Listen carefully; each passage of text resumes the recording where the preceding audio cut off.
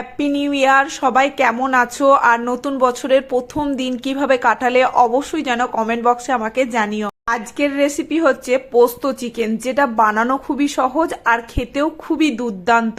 প্রথমে এখানে 500 গ্রাম চিকেনকে ভালোভাবে বয়েল করে হাতে করে ম্যাশ করে নিয়েছি। এরপর 2 চামচ পোস্ত, 2 চামচ চারমগজকেও বেটে রেখে দিলাম। এদিকে একটা কড়াইয়ে পরিমাণ মতো তেল দিয়ে 3টে বড় সাইজের পেঁয়াজকে কুচি করে কেটে দিয়ে দিয়েছি। এরপর বেশ ভাজা ভাজা হয়ে গেলে তার মধ্যে 2 চামচ আদা রসুন বাটা, 1 চামচ লঙ্কার গুঁড়ো আর 25 গ্রামের মতো দই দিয়ে ভালোভাবে কষাতে হবে। তবে এখানে গুঁড়ো লঙ্কার বদলে কাঁচা লঙ্কা বাটাও দিতে পারেন। এরপর মশলাটা থেকে বেশ ভালোভাবে তেল ছেড়ে আসলে ম্যাশ করা চিকেনটা দিয়ে আর পরিমাণ মতো নুন দিয়ে বেশ ভালোভাবে নেড়ে চেড়ে নেওয়ার পর পোস্ত আর কাজু বাদাম বাটাটাকে দিয়েও 4 থেকে 5 মিনিট ভালোভাবে নেড়েচেড়ে নিয়ে ওপর থেকে ঘি ছড়িয়ে নামিয়ে নিলেই রেডি হয়ে যাবে পোস্ত চিকেন। এরপর সাদা ভাত বলুন আর পরোটা বলুন, যে কোনোর সাথে দুর্দান্ত খেতে লাগবে। তাহলে দেখলে হবে, একবার আপনারাও বাড়িতে বানান।